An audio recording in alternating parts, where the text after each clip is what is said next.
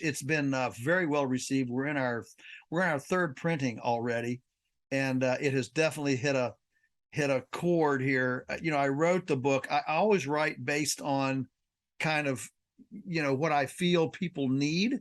I don't write for money. I write for serving people's needs, and since I began Pastured Poultry Profits, I wrote in 1991, 92, and my shtick has always been commercial ecological farming. If you want to farm, then farm. I don't want you to have to drive to town to support your farm habit. And so that's kind of, and as well as the whole land care and those kinds of things. But in the last 5-6 years, people kept coming up to me saying, well, this is all well and good. I love your stuff, but I've only got 3 acres. I've only got 5 acres. I live in a Manhattan apartment. What can I do? And so this just started, coming to me all the time. It seemed like that was half of my conversations were, how do I scale down what our farm has scaled up? So for our listeners, I think it's important to articulate that our family came here in 1961, big acreage, but dad's an accountant, mom's a school teacher, us little kids. So we basically had what I call a glorified homestead most of my growing up time. We milked a couple cows, had a big garden, we kept a couple pigs, we had some chickens for eggs, but it was not a business. It was not a going concern in any way. And it was not until I got into high school and was wanting to come back full time as a salaried position that I really drilled into, how do we make a living here? So the things that we have developed here, the beauty of what we've developed here, and we don't have all the answers. We're still learning, okay? But the beauty of this is that it is scalable. And you can scale it down. So one of the perfect examples, of course, is, let's say you're in a Manhattan apartment. I mean, you're in a condominium. You have no land whatsoever. What can you do with livestock? And so my favorite animal, of course, is the chicken, as far as, the most adaptable, risk-free, and what could be more, and Sina, you could speak to this, what can be more nutritious than a good egg? I mean, a good egg is, I could live on eggs for a very long time. And so eggs provide that for us. So one of my favorite chapters in the book is, how can you have, for example, rabbits? Rabbits are quiet. They're very nutrient dense. And so rabbits are conducive to an urban setting as well, because they don't crow, they don't move, they don't grunt. Well, they grunt a little bit, but it's so quiet you can't hear it. And so the rabbit and the chicken, to me, you're not going to have a cow in a Manhattan apartment, or a sheep, or a goat, or a pig. But a chicken and a rabbit are possible, but how do you do it without smells, odors, and all that stuff? And so if we're, we are known for several things. And one of the things that we're certainly known for these days is what we call the carbonaceous diaper, the carbonaceous bedding pack under housed livestock. Now, we just, so everybody knows, we're using, 30 tractor trailer loads of wood chips a year in our various, chicken, pig, cow, rabbit bedding situations for in wintertime. Not in the summer, but in the winter, if we have to house animals inside.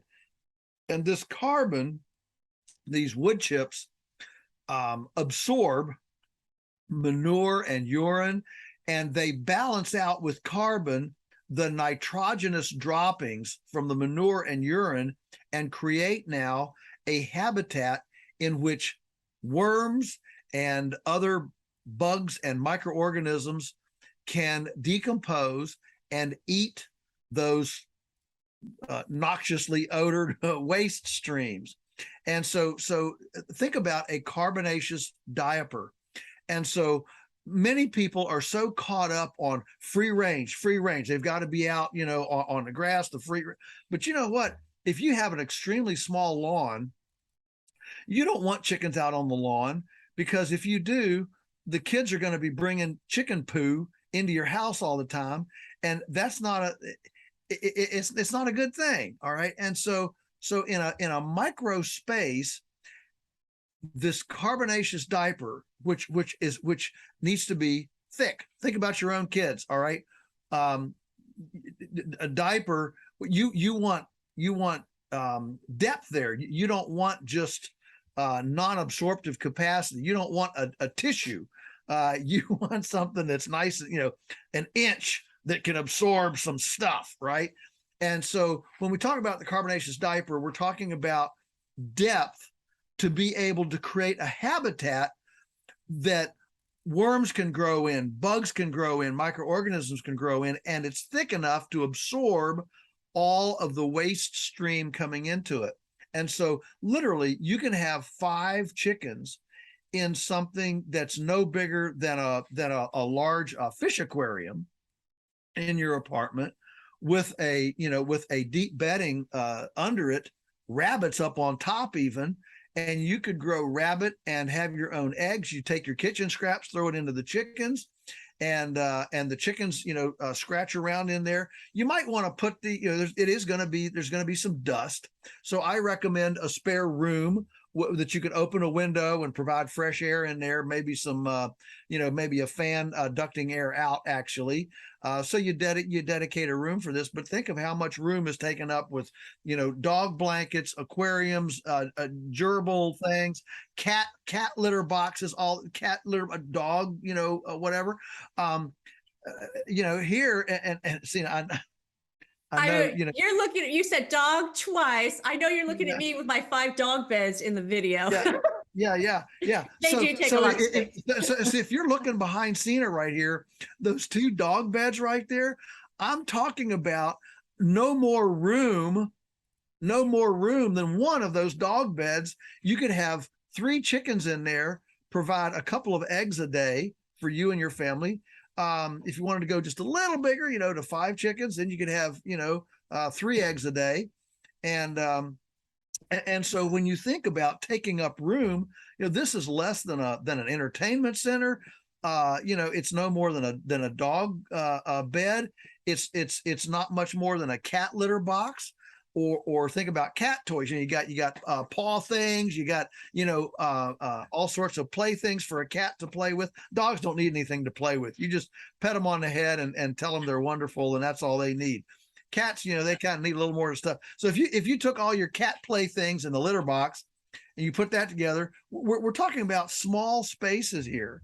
And but the key is the deep bedding, the carbonaceous diaper. That's what makes it no smell. And once a year you can grab some of this nice composted material, and that can be your basis for flower pots, for any sort of potted plants, or a hanging herb tube. Maybe you hang an herb tube off of your southern window. You just hang it out the window. You reach out. You can harvest your fresh herbs from an herb tube that is fed by the compost from your chickens in the back bedroom. So there's a lot that you can do.